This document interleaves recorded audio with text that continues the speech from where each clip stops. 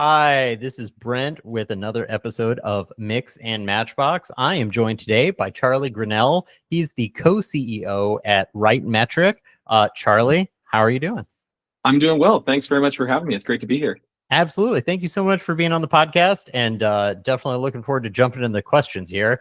I guess Yeah.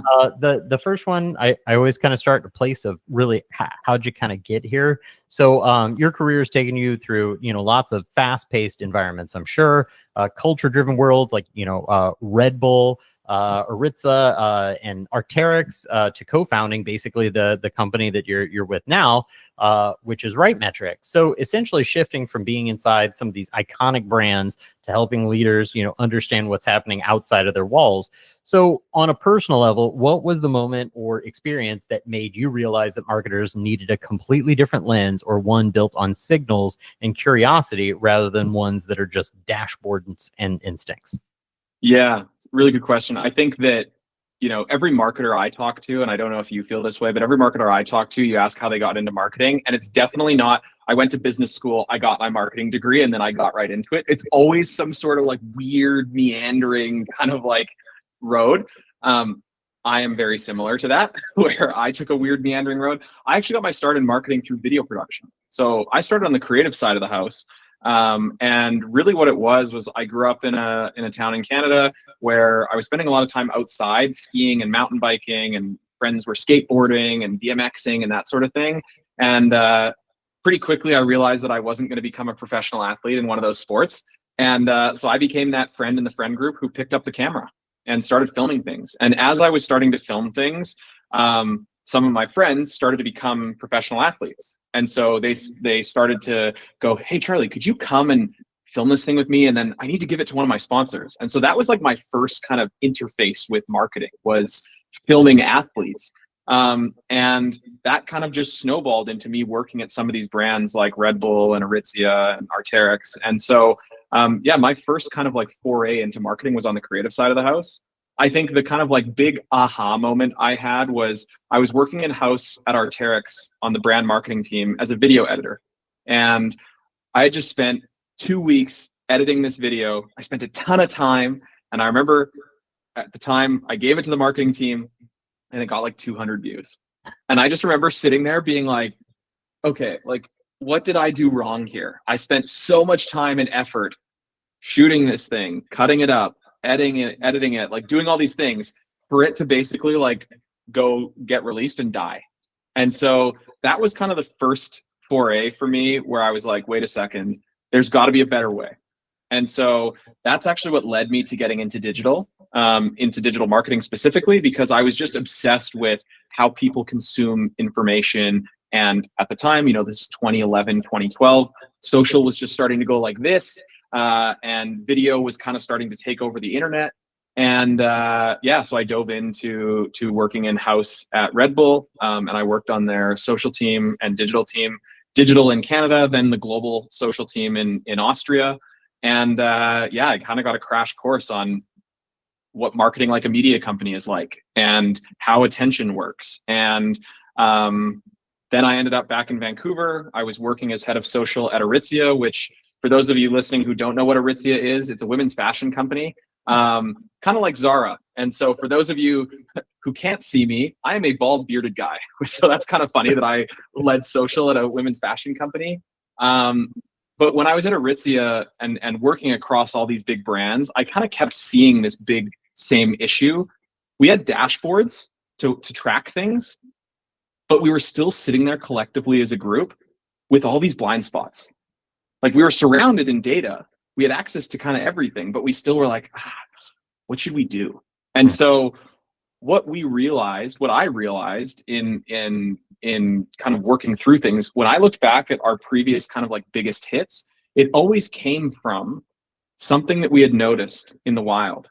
So it had been, oh, we're seeing this trend, or, oh, we're noticing this behavior, or, hey, this brand, I took inspiration from this other industry. I think this could work in our industry, not from sitting looking in our dashboards. So I think there was kind of two things there. It was like, as I was shaping this creative stuff, and then as I got to work in marketing at big brands, these things kind of became apparent to me. That's cool. That's interesting. And by the way, I'm sorry, I can't help but touch on this like little note that you guys started filming athletes. I don't know if you've ever seen the series Epically Latered. It's all about skateboarders and the people who like, and a lot of people that film them. But anyway, Yeah, one of my I favorite recognize the series. name. I now need to go Google that right after we get off here. Yeah. Oh my God. Sorry, just rabbit hole, but yeah, just fun series, and especially because you had that in your past, it would hopefully be something that Yeah, I'd enjoy.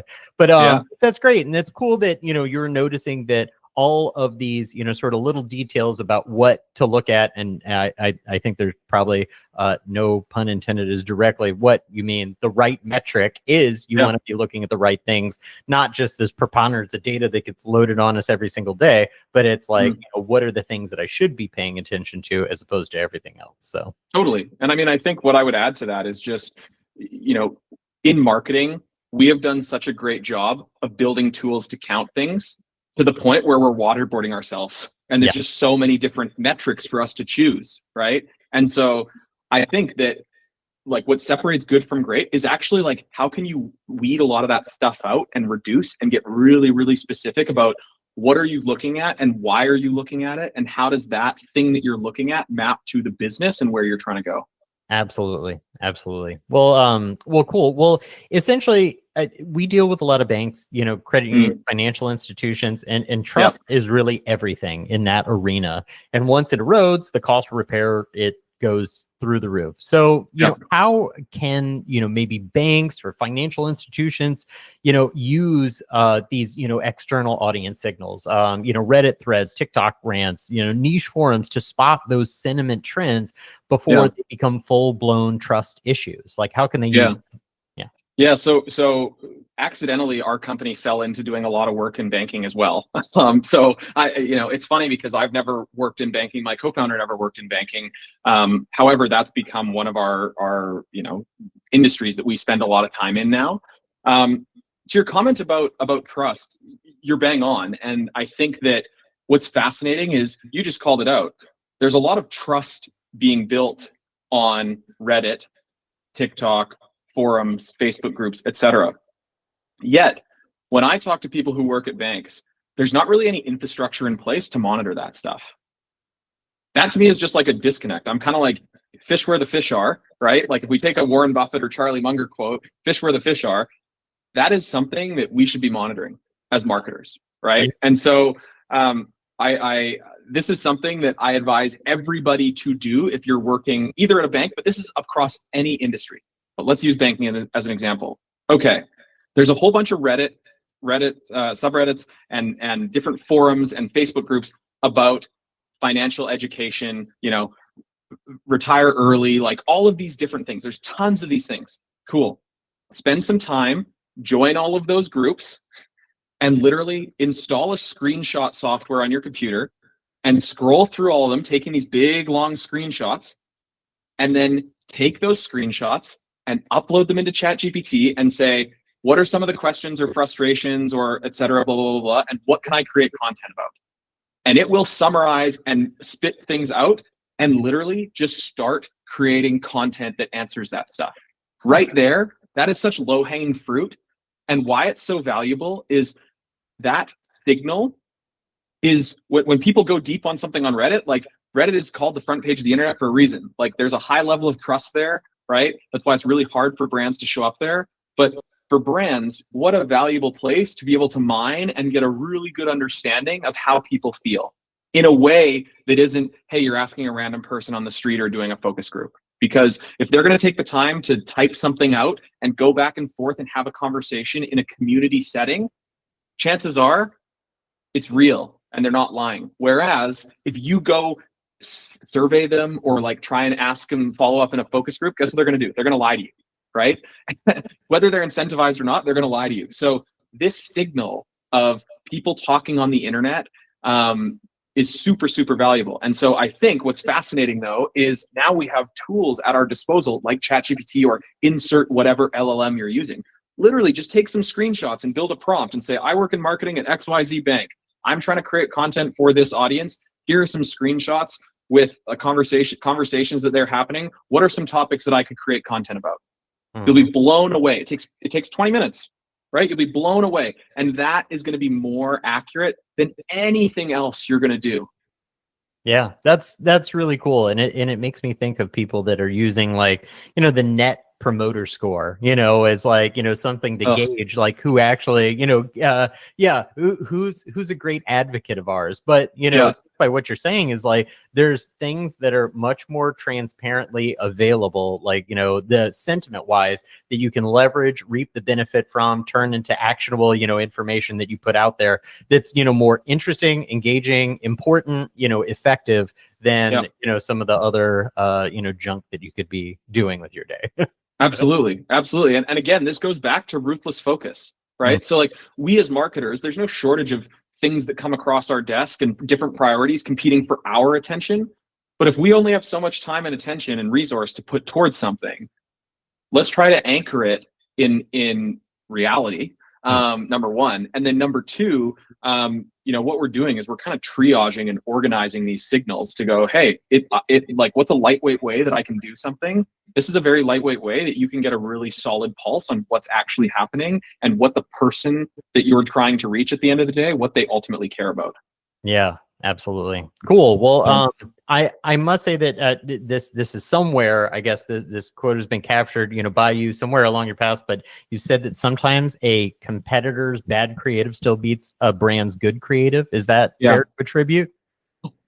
Yes, because I think this idea of good creative, like I'm using air quotes here, good creatives, like what does that even mean? And like, maybe this is, we're talking like PTSD from when I worked in House of the Brand side, where someone, we'd see something and there'd be usually it was a creative person, creative director, or whoever it was, who'd be like, yeah, but it isn't good.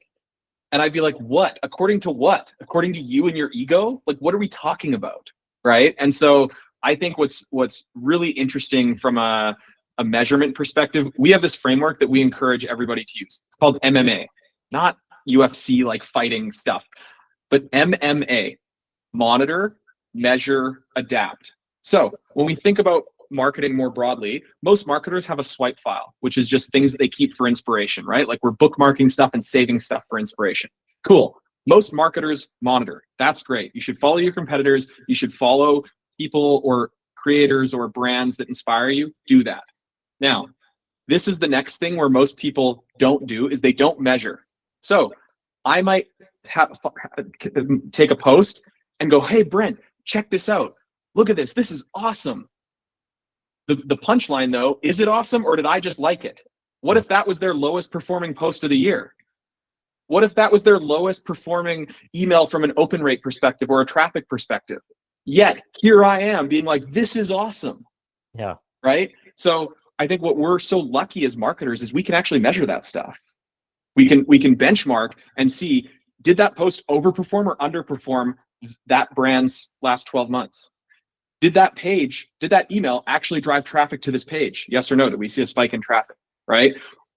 Is this being boosted with a ton of ad spend? And so it has views because it's all being paid for because we can see that they're pumping money into Facebook ads or YouTube ads, right? Like these are all different signals. And when you start to anchor it in measurement, you then start to go, oh, is this good or is this not good? And that is such a valuable signal. So that's the second piece, right? You got to monitor, you got to measure. And then the third piece is actually around human psychology for us as marketers. We have to park our ego and be willing to adapt and change what we're thinking based on what we're seeing in the market from signals, right? And so this is something where it's like, I've been in this industry for 25 years, or I know the customer because I am the customer. No. We as marketers have to understand that we actually need to park our own ego, park our own beliefs, and actually look at who we're trying to reach and plan our activities accordingly. Because everyone has bias, everyone has ego, but this idea of adapting after measuring and after monitoring is a very powerful and the crucial thing. Because at the end of the day, you have to be willing to change and react to what you're seeing in the market. Definitely. And in the spirit of MMA, you have to be willing to beat up your own ideas. And you have to be willing to beat up your own ideas. Exactly.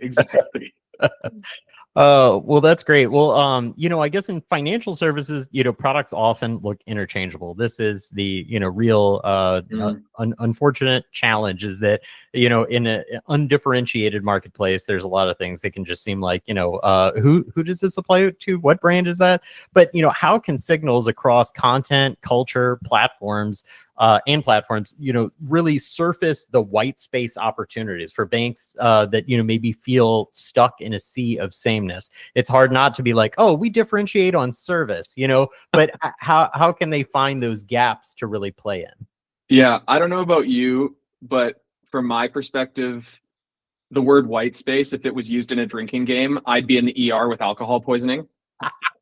because the amount of time that I hear, oh, we need to find the white space. And I go, okay, cool.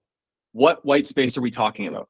Are we talking about platform white space? Are we talking about product white space? Are we talking about content white space? Like, you name it. We can apply white space to anything. So number one, I think it comes down to language from us as marketers first. When we talk about white space, what are we talking about? And then let's actually get specific about, okay, is this a platform thing, a content thing, an influencer thing, a creator thing, like, et cetera, go from there. What's interesting though, is how you actually spot white space is by looking at these gaps across these different things. So to what we were just talking about, platform white space, what I want to understand is, okay, there's this group of people, here's where they spend time. These are the platforms that they spend the most time on. And you can look at that from, watch time, visits, et cetera, engagements, et cetera. That is a signal to be like, oh, they're spending time in these things. Great. So that's like one data point. And then you can start to look at, okay, on those platforms, what are they watching? And what you'll sometimes notice is, oh, wow, these two types of content formats occur across both platforms, but more often, there are different types of content that overperform on certain platforms. And some really low-hanging fruit is, hey, if this thing performs well on TikTok, it's probably going to perform well on Instagram, and it's probably going to perform well on YouTube Shorts. So instead of going out and boiling the ocean, why don't you actually just take inspiration from this, come up with your own spin on it, and then deploy it across these channels, because this is where more fish are in this pool that you're trying to reach. And so I think this idea of how can we break it down and think about it like that, whether it's platforms, content, audiences, et cetera, as you start to dig into the layers there and get really, really specific, and try and kind of make things apples to apples, it'll start making the map, so to speak, become more clear. And then you can actually plan your activities accordingly. That is great, because I think you touched on a couple of things which are really notable. Number one, which is remove the jargon, as we all need to get clear on what we're actually talking about at the end of the day, as opposed to, synergies or whatever, corporate lingo. But I think, just in general, just trying to make sure that you're tapping into the right thing. I think that is, and don't reinvent the wheel. That it's so important. Brands are always looking for that, what's the new different thing, but it doesn't always have to be that. That's not to tell brands not to invent necessarily, or not to look for gaps or the new, but it's also to you don't have to work that hard all the time. You can also say, yeah, exactly, what worked here, maybe let's just do that again. Yeah, I completely agree. There's one of my favorite TED Talks. If you literally Google everything is a remix TED Talk, there's a fantastic TED Talk that talks about how everything is a remix. And I agree with you. There have been no shortage of times in my career where there have been people that have said, well, what, we have to innovate. We have to do this. And I'm like, actually, we have to drive growth for the brand, because our job is to drive growth for the brand. And at the end of the day, this is a business. And so can we actually not focus on being effective? That's going to allow us to then, grow the business, win, and then, we can innovate and be creative, et cetera, et cetera. But I think this idea of, oh, we have to innovate, I couldn't possibly do that, it's insane, right? So I think that it's something that we as marketers, again, it actually goes back to ego and parking that ego. One thing I'll also say, just from this kind of sea of sameness within banks, I think these white space signals, that actually gives banks a path out of that sea of sameness by shaping what banks are talking about. And it's being shaped by the market, not their product list. Yeah. Right? Like you're actually reacting to what's happening in the market. And so that's something where it's just like, it sounds very obvious when I see it, yet, or when I say it out loud, yet, as we start to walk through it, we go, oh yeah, we do fall into that trap of just kind of like, yeah, here's our product list and off we go. Yeah. It boils down to just listen to the customer, Yeah. Totally. Well, Yeah. and what I would say actually is look at the customer. Don't necessarily listen. So don't listen to what people say, watch what they do. And this is actually a spiky point of view. I'd be curious your point of view on this. Yeah. So, Yeah. okay, one of my favorite books of all time is called Everybody Lies. And it's by this guy named Seth Stevens DeWittowitz. And he was like a data scientist at Google. It's an awesome book. It's a New York Times bestseller. And it's basically about the psychology, but he has all these crazy data sets and he's a hilarious writer. So you're reading this thing and you're thinking like, am I going to read a data science book? And the dude is hilarious. Like the way he writes is wild. Like I was laughing my ass off as I was reading it. And what he talks about is the whole thesis of the book is, in his view, Google search data is the most important data set in the history of human psychology. And the thinking behind that is there are things that both of us and everybody listening to this podcast have typed into Google that we will never say out loud to another human being. Sure. Yeah. Right? And so, again, we are incentivized to lie for almost no reason. And whereas how we behave will truly actually show more into our psychology than what we actually talk about. And so I think, yes, the last 20 years has been about, listen to your customer and all of that. You still should ask your customer questions, but take it with a grain of salt. And then also, how can you map that with behavior? And how can you map that with your own customers' behavior? But more importantly, how can you combine that with the behavior of markets, the behavior of competitors, the behavior of people who aren't yet in your ecosystem?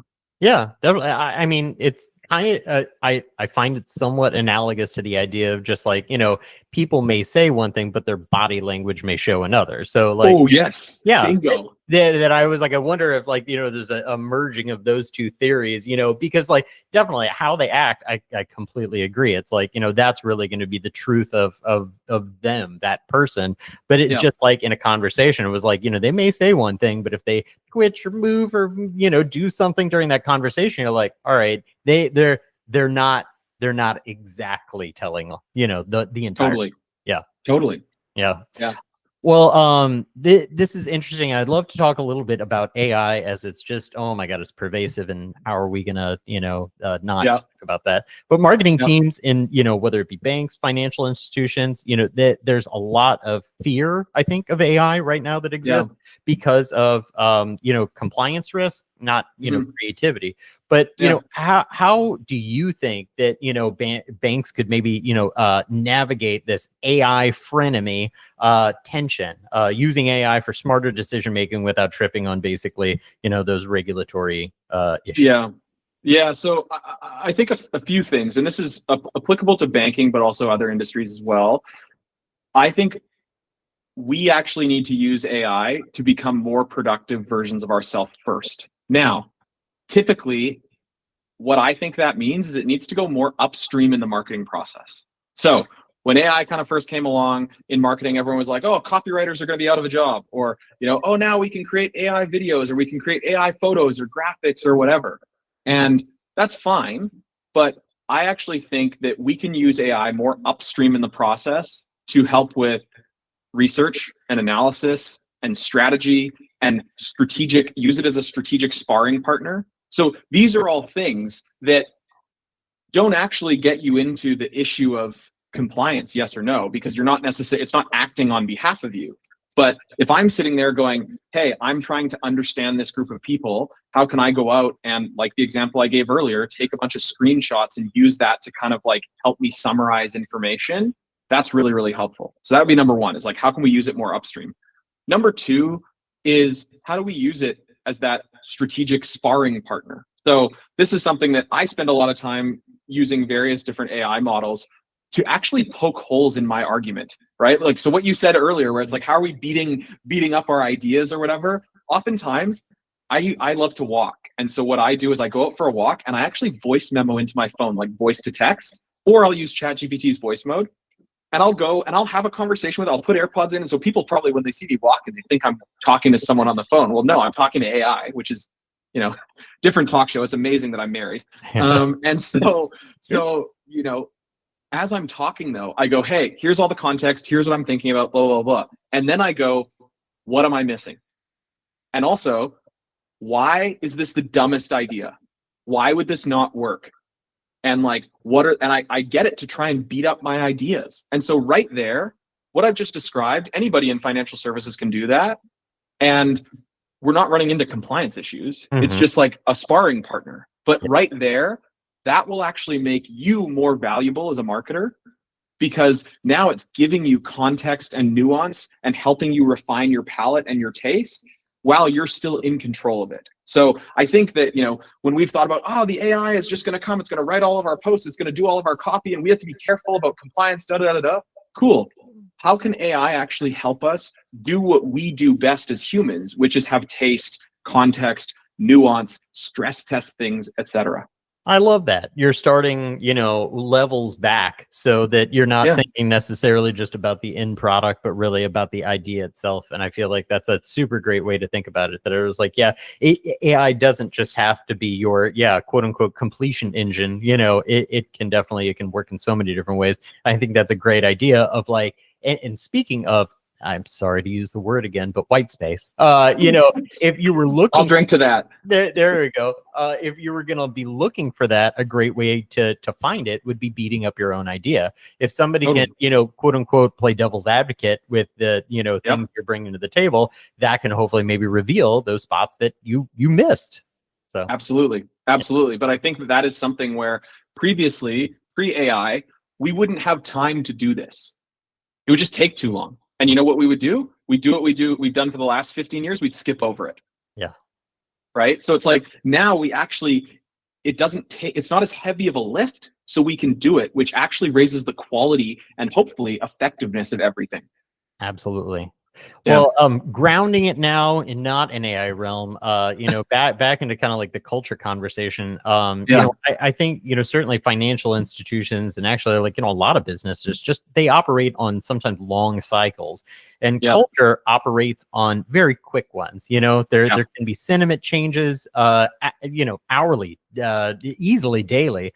But how can people read those signals in such a way to stay relevant, but not necessarily trying to stay on top of it like a stock ticker, Yeah. So, I mean, hopping on trends or culture is like a popular topic in marketing, right? Like, how are we hopping on this trend? What are we doing about this? Like, XYZ just did this. What are we doing about that? So I actually think there's almost like a infrastructure play first. So number one, how are you just setting up the infrastructure to, one, capture these things, and go, two, measure them.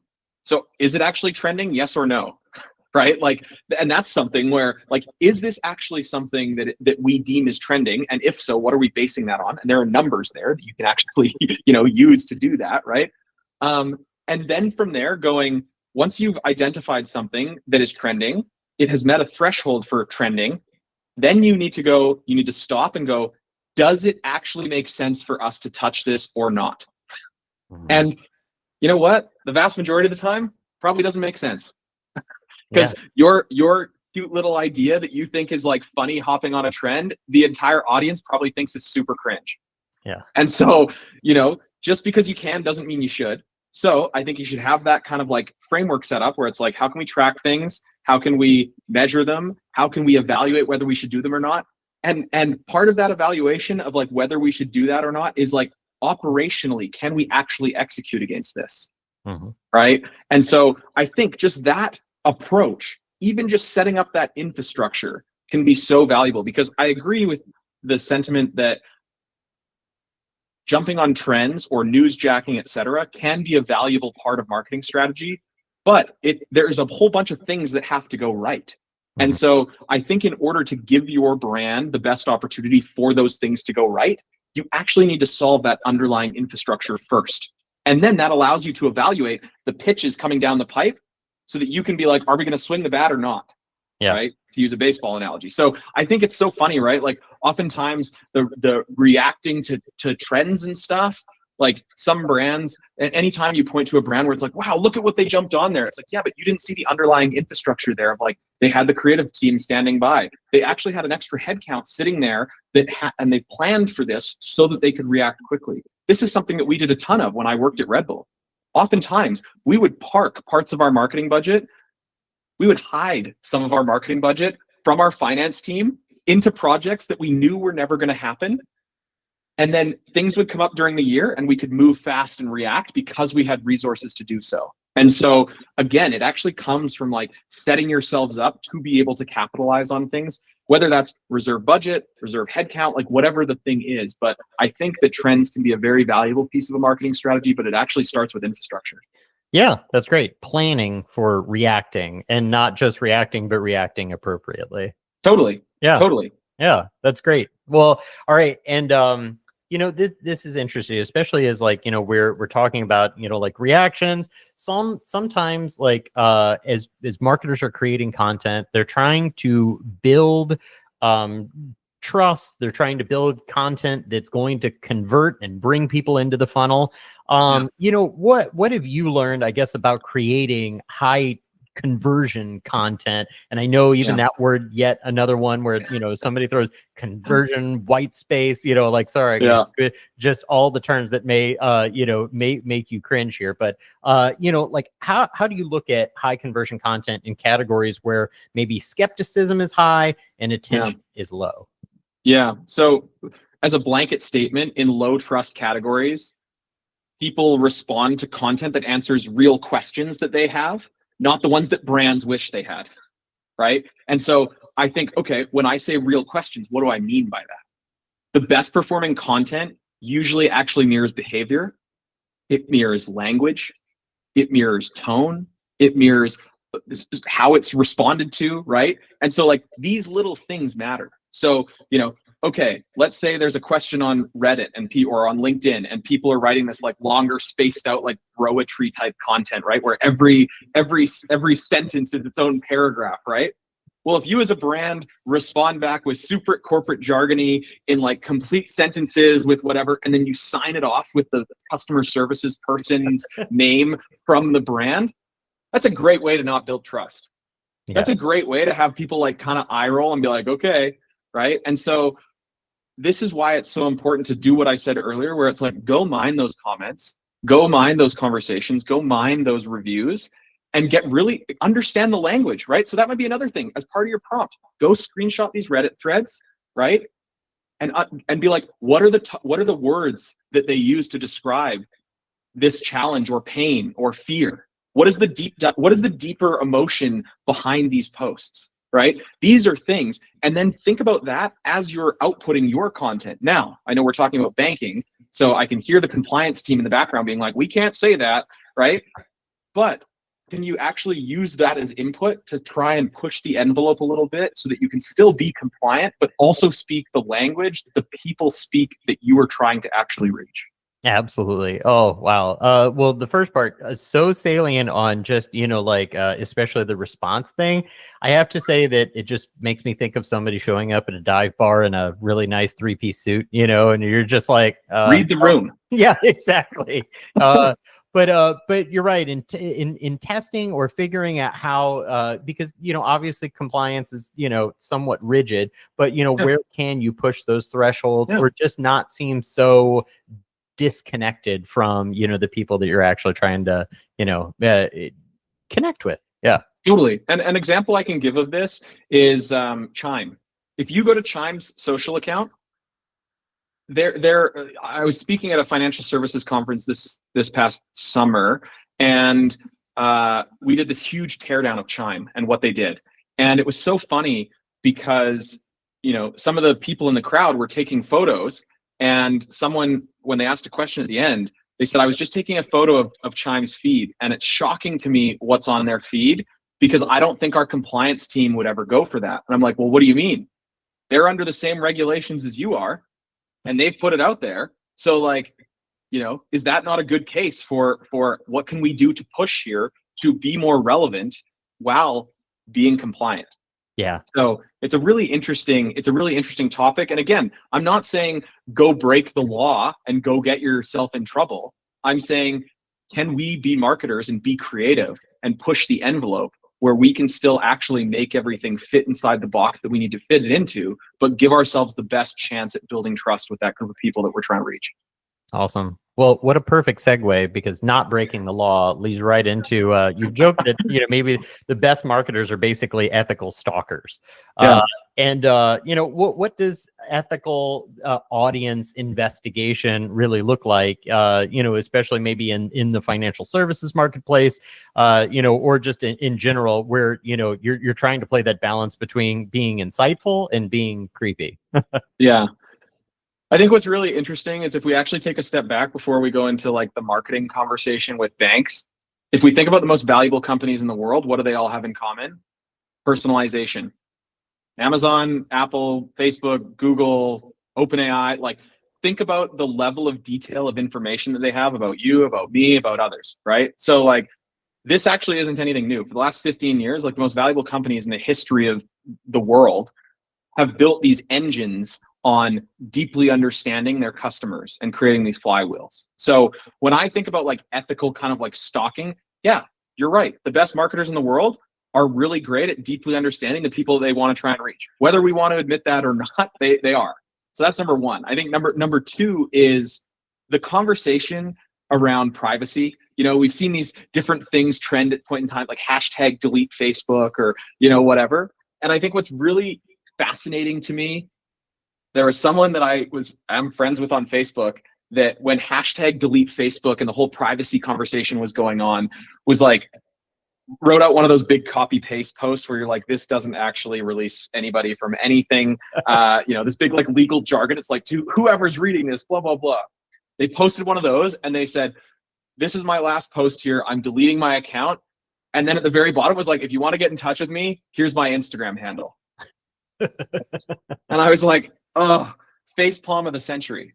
And so that behavior, though, actually highlights a really important point. Don't listen to what people say, watch what they do. But the binary choice at its core is privacy versus convenience, right? So we have chosen to carry these devices around with us. It's really hard to lecture about privacy if you're carrying one of those devices around. And so when I think about what ethical stalking is now there's actually regulation in place where, hey, how are we anonymizing, aggregating, and still being able to collect relevant data to create these awesome experiences? What are people searching for? What are people watching? In an anonymized way. It's not, hey, what's Brent's SIN number and, what's his bank account number and whatever, that's not necessarily what we need. But how can we actually get enough relevant data that is within that line of fair and realistic so that we as a business can create an experience that you love? Because at the end of the day, we all love personalization. We love that our Spotify Wrapped gives us this thing. We love that it shows us the next greatest song. We love that show on Netflix finds us, or that video genre on TikTok finds us. Like, we love this stuff. And I'm not saying that because I think, I'm saying it because I know, because that's where we all spend our time. I have billions of data points backing that up. And so I think it's about, what is the line in the sand for us as marketers and as society? What are we willing to give up so that we can actually get this great experience? And so, yeah, I think the line is very simple. We want to observe patterns. We don't want to necessarily look at individuals, and we're looking for overall signals, not profiles, right? And so I think from a banking perspective, when they use like this public behavior data to understand needs, the result is like more relevant marketing and less creepy, right? Anytime someone calls out the like privacy thing, it's usually because it's like really shitty marketing. It's like, why are you showing me a Kleenex box, or something like that? Or it's, hey, that's really creepy. Or, their retargeting is continuing to follow and you're like, yo, I bought this jacket 6 months ago, leave me alone. Yeah. I continue to play this balance with my own, some ad tools where I'm like, you turn off the tracking ability and then they start serving you absolutely wild ads. And you're like, I would never buy that. Totally. Yeah. But you're like, what did I do to deserve this ad? Exactly. But on the other side of it, like, yeah, where the privacy aspect of it, even though there are some things that do turn a little creepy, yeah, would you rather have that or things that just absolutely aren't anything that you're interested in at all? So yeah, there's Exactly. got to be a balance. Exactly. I don't know. Maybe, yeah, that's a whole other can of worms, but I'm just kind of like, yeah, take it. You can have it. Yeah. Oh, wow. Yeah, exactly. This is a whole another podcast, but it was like in office, like, we've talked about like, the cookie things, and some people are adamantly like, oh, decline. And it was like, just take it. Now, I'm like, accepted. I'm the cookie monster over here, just clicking. I got just a wealth of cookies and stored up in my breath. Yeah, my cookie jars are full. Yeah. Well, I think one thing that is interesting is, maybe the word performance when it comes to, whether it be ads or, product performance or anything like that. But, banks are often optimizing for product performance, not emotional motivations. And so what audience signals can really reveal the real reasons that customers may want to switch banks, they complain about banks, or stay loyal, despite having very transparently, better offers in front of them. Yeah. Yeah. Well, I think, this goes back to the kind of product framework of jobs to be done. And so this, you see those jobs actually show up, and not only show up, but repeat in audience behavior, right? So the same questions on Reddit or a Facebook group or in the comments of something, the same fee-related threads on TikTok, right? The same friction points in reviews, right? Like if you start to mine that stuff and you start to count it, you start to realize, oh, wow, this has come up 3, 4, 5, 600 times. And then you're like, huh, that's interesting. What can we do with that, right? So I think that most of those switching signals specifically that you're talking about, those tend to cluster in the research that we've done. That tends to cluster around these moments of pain, right? So when I say moment of pain, what do I mean by that? Unexpected fees, slow support. The big one, next one that I'm about to say, app issues, like their mobile apps, or just like confusing processes, right? And so like these are all things that you can actually set up and track from like a mention perspective, very straightforward. And so I think what's really interesting is like if that's what's the switching side of things, like when people are looking to potentially churn out of something, you can actually do the same thing for loyalty and look at the other side of things. So like when people are actually kind of like coming to the defense of their financial institution, what are they talking about? They're talking about transparency, speed, ease, right? And so again, when these things start to kind of show up, what you're seeing is like, okay, here's what people are pissed off about and here's what people love. If you look at those two things side by side, you actually start to see overlap and some white space there of like things that you can talk about or things that we can double down on or things that we can lean into. And so, yeah, I think it's, again, we're talking about jobs to be done in like a very kind of legacy, like product marketing framework.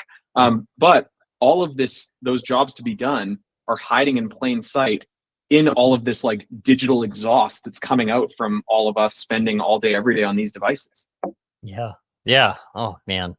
Too many hours. Literally just my last. Sorry. There's a PTSD. No, it's just touched hard right there. Last conversation all about like, yeah, you watch your screen time report and you're like, oh my gosh.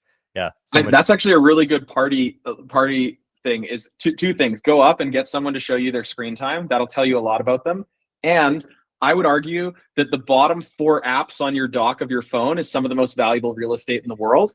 And you should see what people have. I always do this. I'm like, hey, what are the 4 apps in the bottom of your phone dock? And some people are like, what? And I'm like, I just want to know.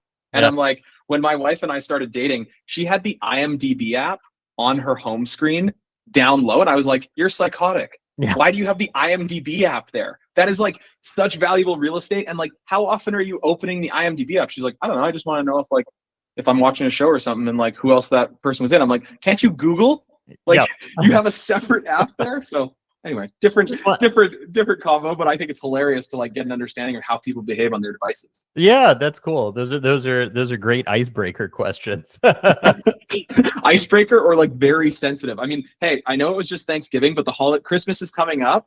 Ask that at Christmas dinner. That's a great way to see who spends time where. Honestly, it's not a political question. So yeah, there you go. That's true. That's safe That's true. Than that. You're welcome. You're welcome. All right. Well, I got one last question for you, and Yeah. it's really just about content velocity, because you've been in some Mm. brands that honestly are churning out probably so much content. But like you Yeah. said, like sometimes you would churn out content, and maybe it wouldn't perform to your expectations. But like Yeah. what would you also say about like being able to, or trying to ship more high velocity content? Because like sometimes it's not all it doesn't have to be about shipping smarter content. Now I would say that that's probably the better way to, but also you don't Yeah. want to be too reticent to put Totally. content out there as well. And as you've mentioned in a couple responses already, of like, just monitor it, see what's Yeah. performing, see what's working, but how do you play that balance between high velocity and the absolute most finest tuned content you can? Yeah. So, I mean, I think the goal is to try to do both, right? That's what we should be striving towards. Now, simple, not easy, right? It's easy for me to say that. It's far harder to execute. I think that from a content perspective, this actually comes from like a hierarchy within a marketing department that I think is actually completely backwards. And so what I mean by that is I actually think organic social should be the petri dish for all of marketing. So I actually think what most brands should do is they should hammer their organic social channels with a whole bunch of different content and watch. And if any, and set a baseline, look back at your content over the last year, set a baseline of like, what does average performance look like? And then be like, okay, we're going to invest in running a whole bunch of different content ideas and experiments that are on brand and all of that stuff. Yeah, duh. But like, let's flood the zone with content there. And then anything that overperforms that average, we do a couple things. Number one, put dollars behind it. Because chances are, if it performed well organically, you bet your ass it's going to perform well with dollars behind it. And number two, how can you take that and blow that out across the rest of your digital ecosystem? So let's say you put something organically on social. Cool. And it was maybe a listicle type video. Great. Can we do a listicle on our .com? Can we do a dedicated email send with this listicle? Because that organic social is the quickest feedback loop that we can have of if we've actually done something or not that is worth paying attention to. And so if we use that as a proxy to then expand that across our channels, that can be a great way to do it. So that would be number one, is I actually think that we need to continue to flood the zone. But typically now what happens in marketing departments with performance marketing is, hey, we're going to make this big creative campaign. We're going to write a brief. We're going to go out. We're going to film something or produce something. It's going to get ad dollars. And then they're going to chuck it over to the social team and go, hey, post this. Yeah. That's completely backwards. Yeah. That's completely backwards. What should actually be happening is you should be going upstream and doing the process that I just described of testing, and then use that to write a brief and blow it out if you want to, right? But like, how can we have this like rapid prototyping? So that's what I would say about content, like, and increasing the content velocity. The other thing is the world's best brands do not guess what to make next. They're not guessing, right? They're watching. And I think about this when I worked at Red Bull. We had a super sophisticated, and Red Bull's now a customer of my company. They're super sophisticated in what they're watching and what they're doing. They now have people sitting there. They have a thumbnail team. Thumbnail team. Yeah. Right? Like not a designer, not a thumbnail person. Like, it's a team of people that all they do is engineer thumbnails. That's the bar for earning someone's attention, is like, they're like, hey, will this thumbnail make them click? And then they go, okay, what's the first second? What's in the first 3 seconds? What's in the first 5 seconds?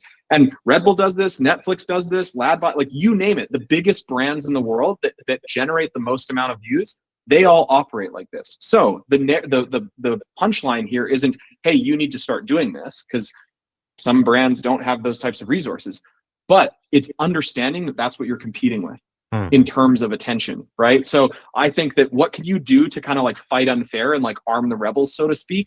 It's actually, how can we flood the zone and look for these hits? And you know what? 98% of the content that you publish is going to perform like shit.